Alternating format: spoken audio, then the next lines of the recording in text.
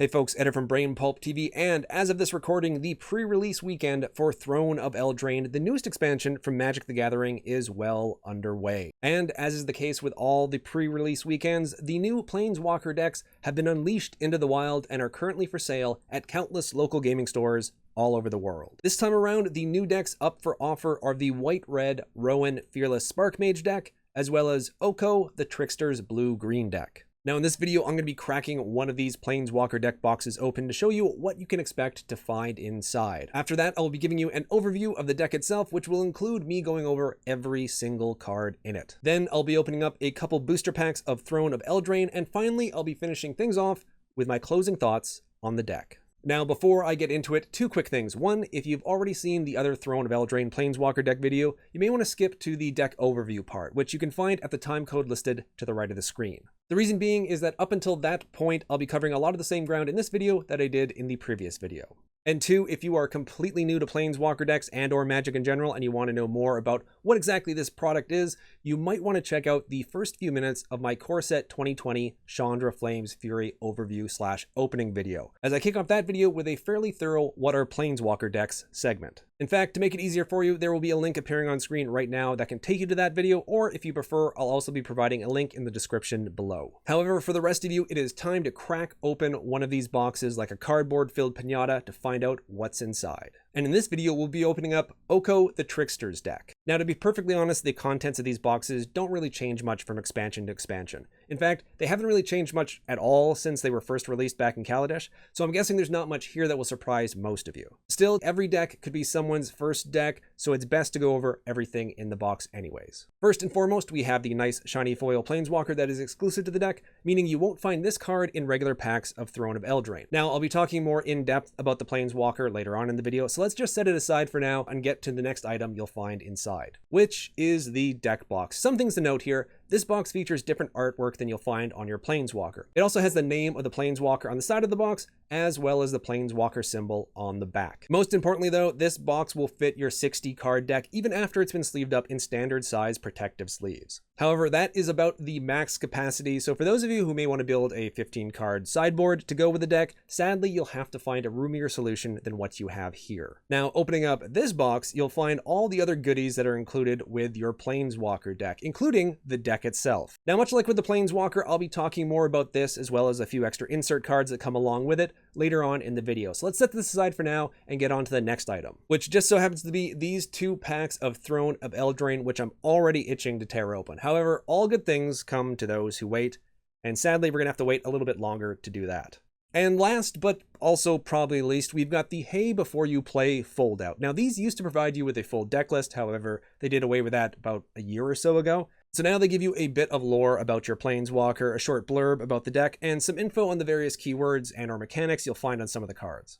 Then on the back, it gives you some basic information about Planeswalkers, including loyalty counters and how to use them. Nothing too in-depth, mind you, but still, it could be rather useful for newer players. And that's pretty much everything that comes with your Planeswalker deck. So now it's time to rip the wrapper off this sucker, but before we get into the playable cards, let's go over the 3 inserts you'll find at the back here.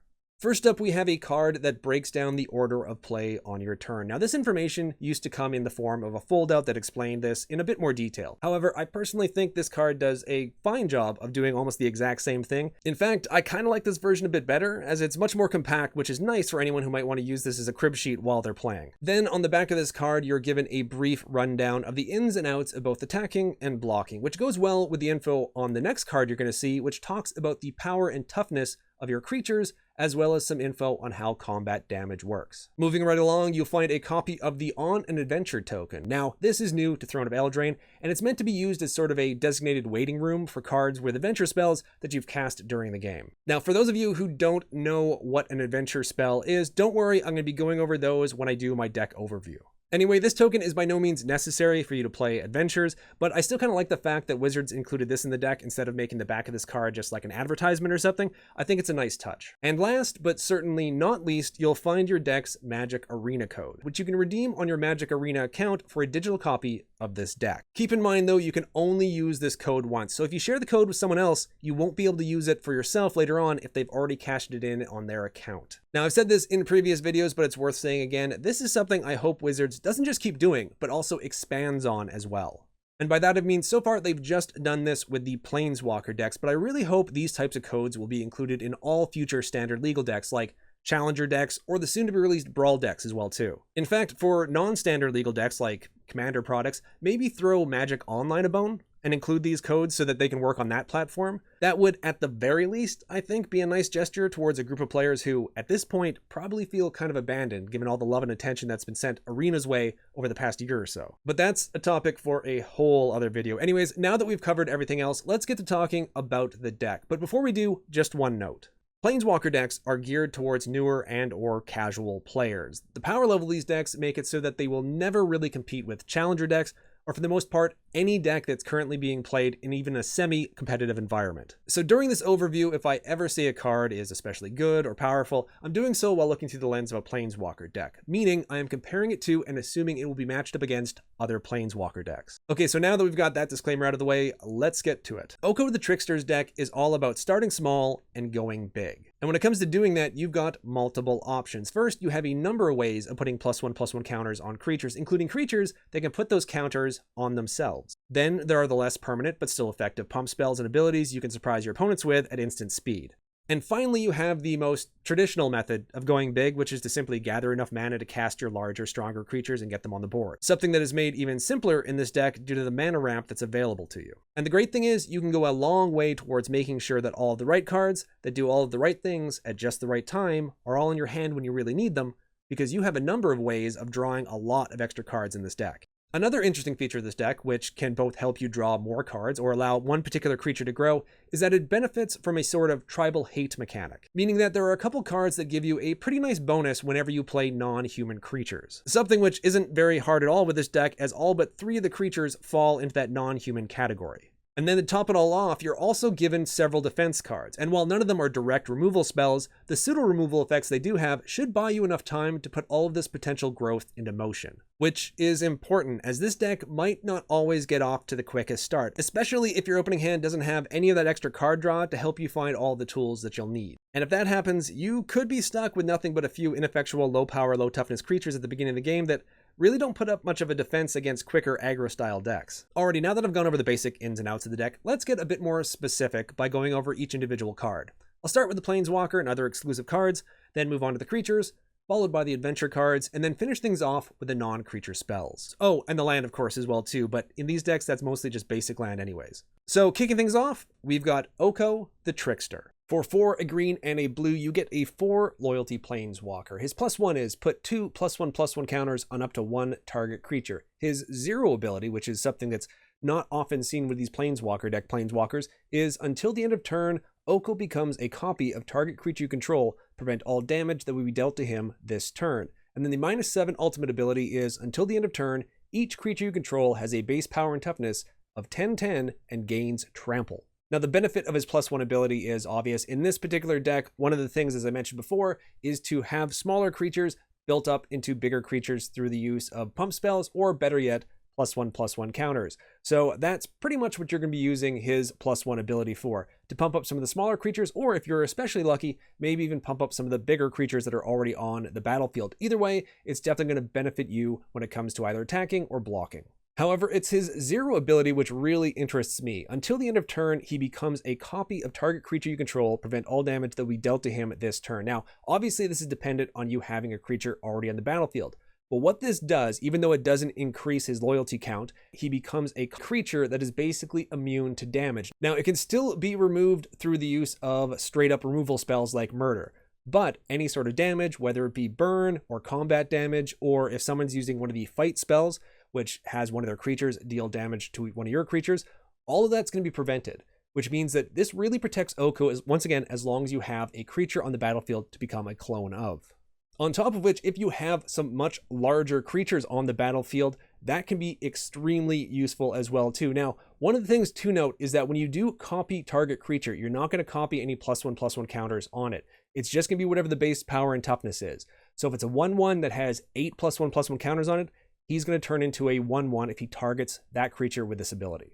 One last thing, if Oko becomes a copy of a creature on the first turn that Oko entered the battlefield, then he is going to have Summoning Sickness as that creature. However, if he's been on the battlefield for at least one full turn, then he becomes a creature without summoning sickness, and he can swing in, even if the creature he's becoming a copy of has summoning sickness at that time.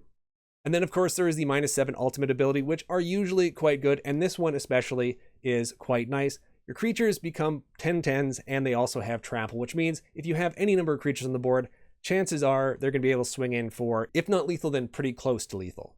However, once again, though, it does cost 7, which means he has to hit the battlefield, do his +1 for 3 turns, and then stick around an additional turn, and then use the ultimate. So the chances of getting it off isn't super likely. However, one of the ways you can sort of augment this deck is to add cards that can proliferate.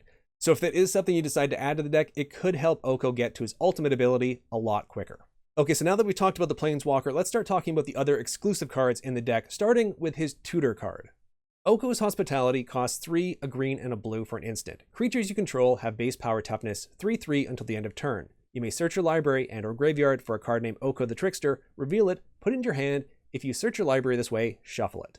So pretty much all of the Planeswalker decks in existence, with the exception of the 2019 core set Planeswalker decks, have a tutor card like this, which allows you to search your library or graveyard, find your Planeswalker, and then put it into your hand.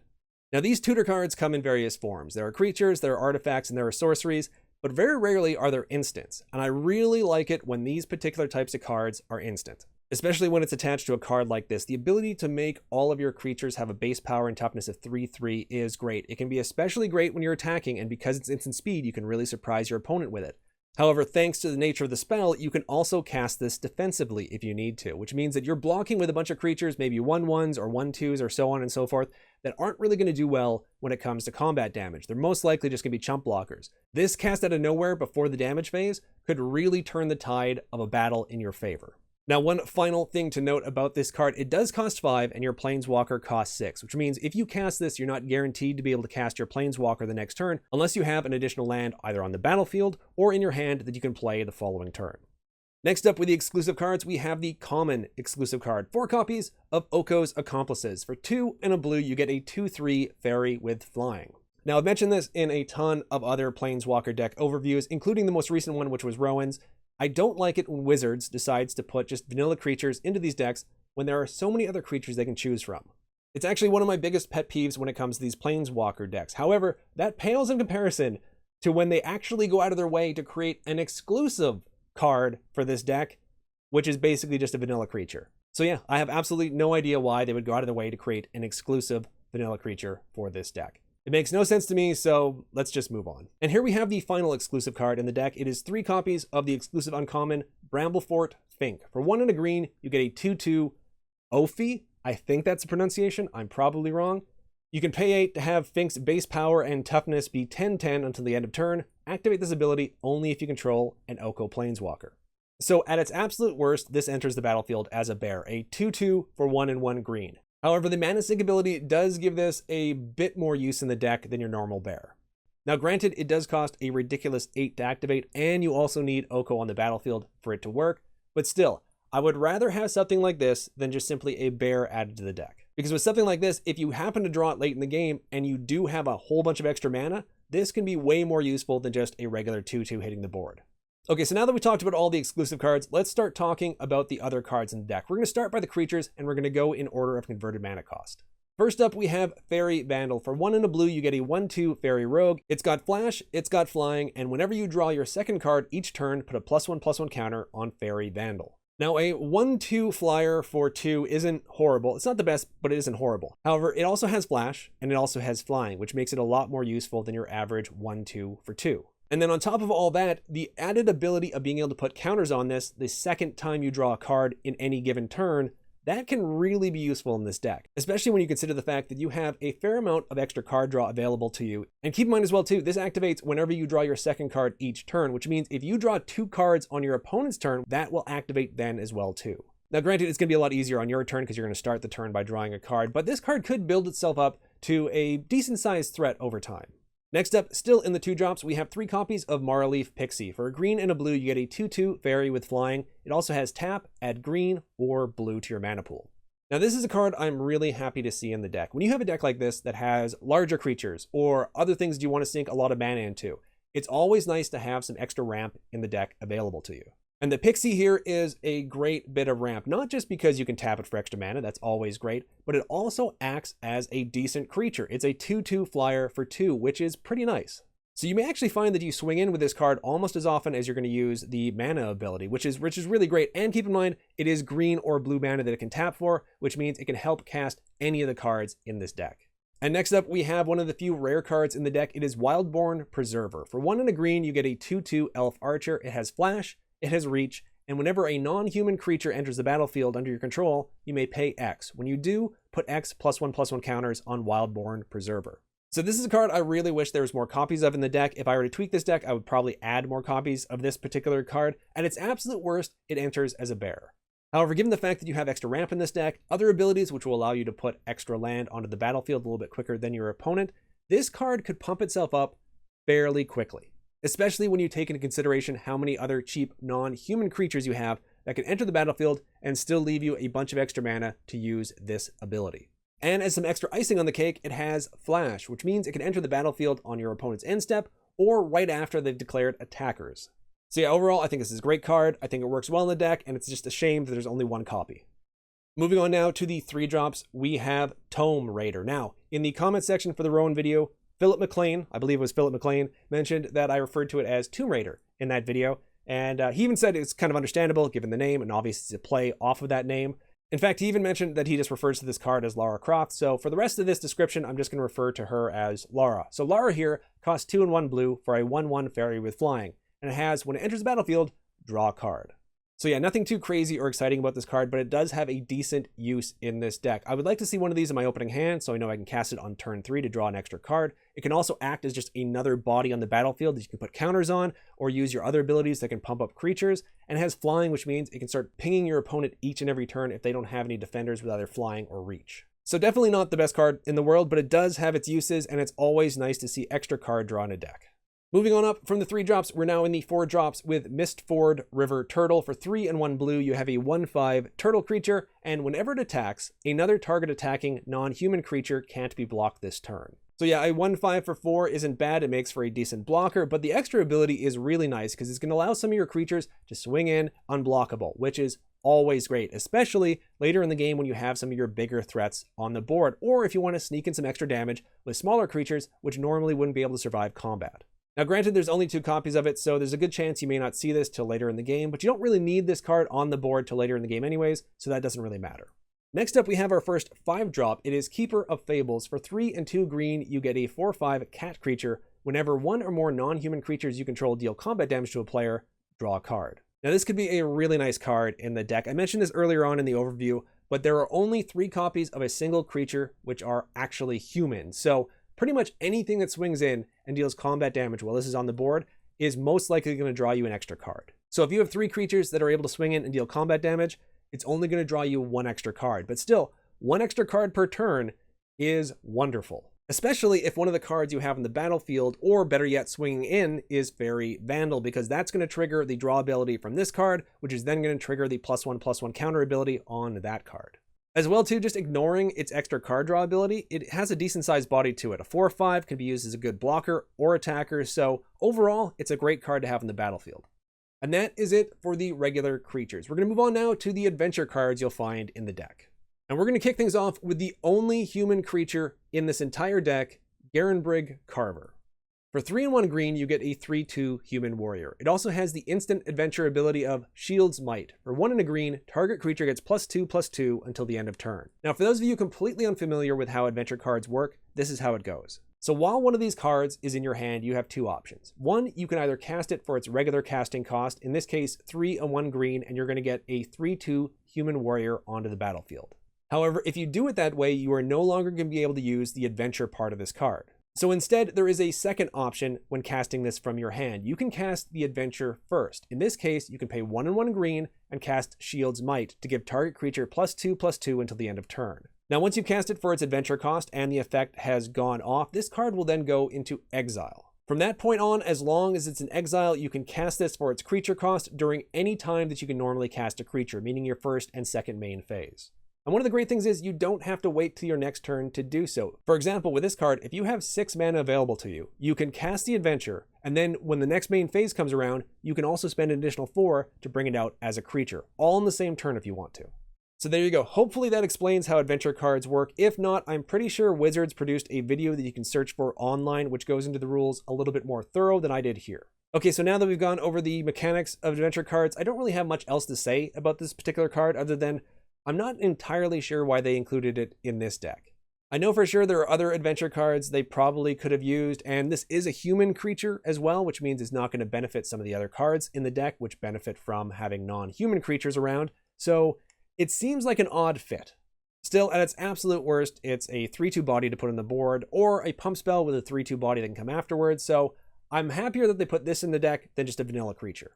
Next up, we have another adventure card in the deck, this time a 1/of. It is Tuinvale Treefolk. Not sure if I'm saying that right, but hopefully I am. For 5 and 1 green, you get a 6/5 Treefolk Druid. It also has the sorcery adventure, Oaken Boon. For 3 and 1 green, put 2 +1/+1 counters on target creature.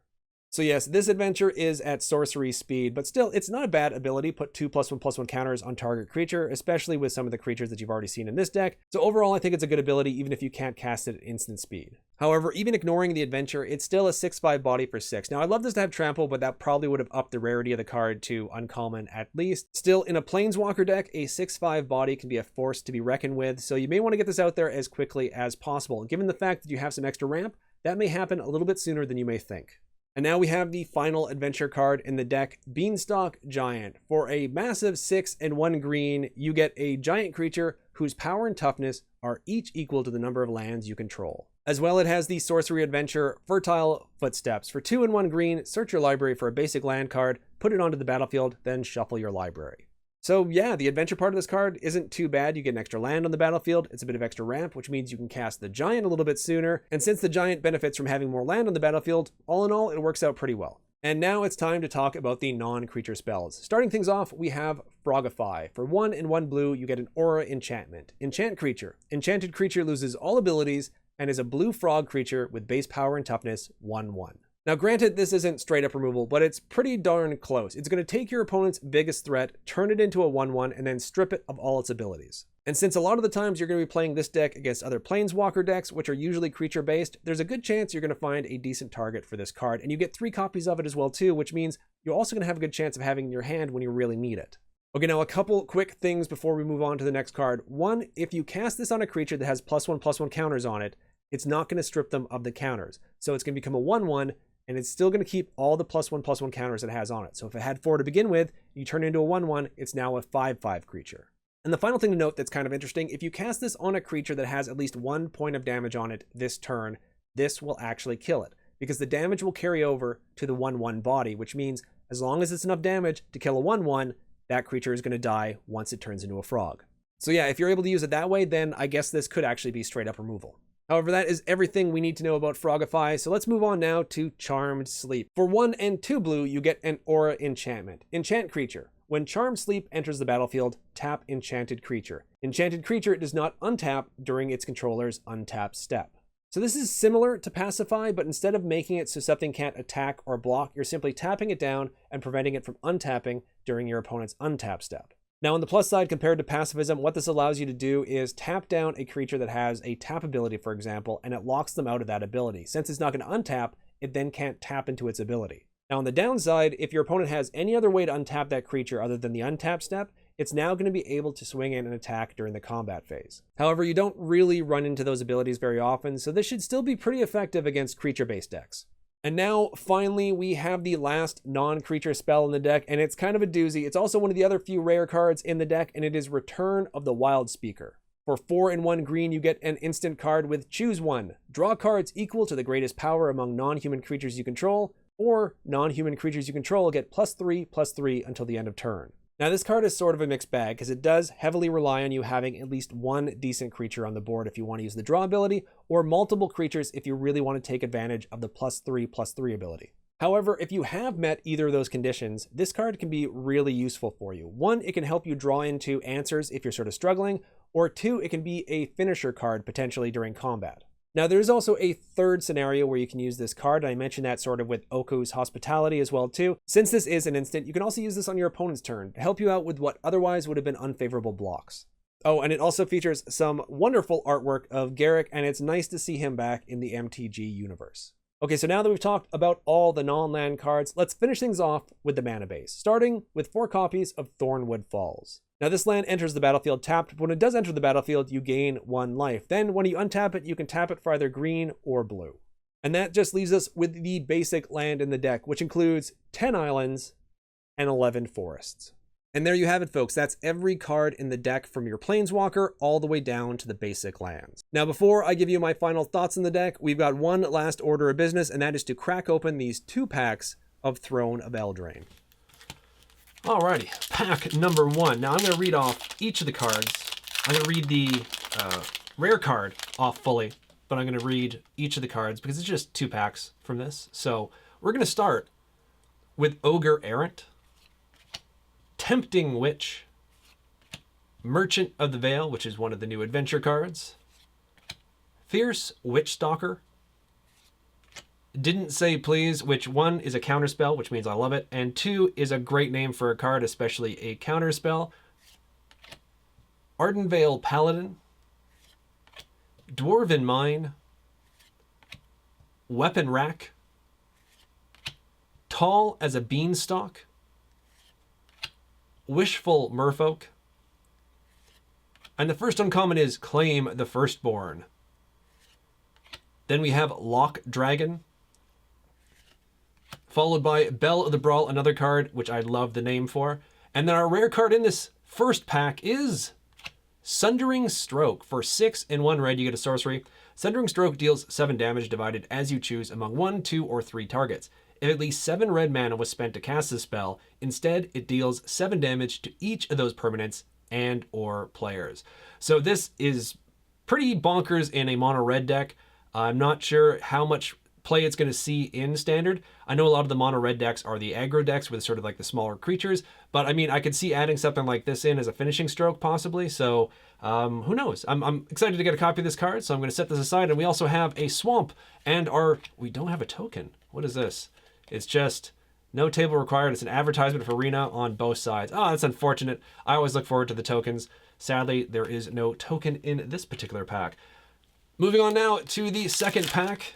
See what we have inside. I'm going to do the same thing and read off all the cards. Just fully read off the rare if I can ever get this pack open. There we go. Excellent. And boom. Okay.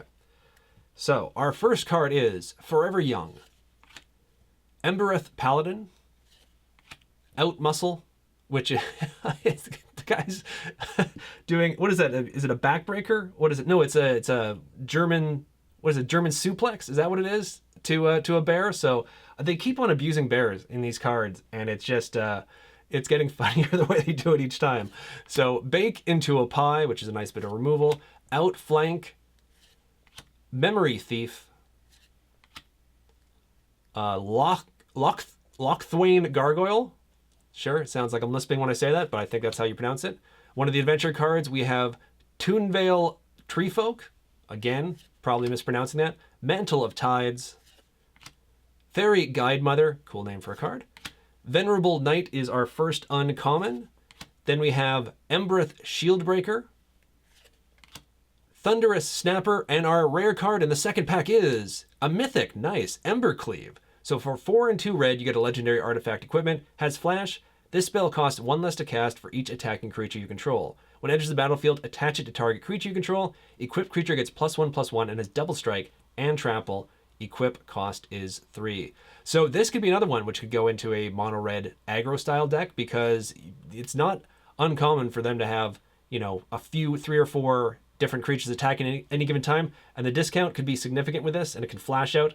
So yeah, I think this is a card which I'd be interested to see how it does in some mono red decks. I guess there's only one way to find out, and that's play more standard. And we have a forest, and we got the On an Adventure token. Oh, by the way, for you token fans out there, or anyone who's looking for some extra way to support the channel, we've got a Token of the Month club that we do through Patreon. What you can do is sign up to get 1 to 10 tokens that have been exclusively created for Brain Pulp TV sent right to your door each and every month. Each month there's new tokens, and occasionally we even send out bonus tokens along with your order. We've been doing this for about 1.5 years now, and as you can see on the screen, we've produced a fairly wide range of tokens in that time. Anyways, I thought I'd just offer that up as some food for thought. However, that is the end of my spiel, and it is also the end of these packs of Throne of Eldraine. So now it's time for those final thoughts on the deck. Oko the Trickster's deck, to me at least, looks like it could be a lot of fun. Being a blue player at heart, I love decks that allow you to flash in creatures, cast instants to catch your opponents off guard, and of course, one of my favorite things, draw a lot of cards.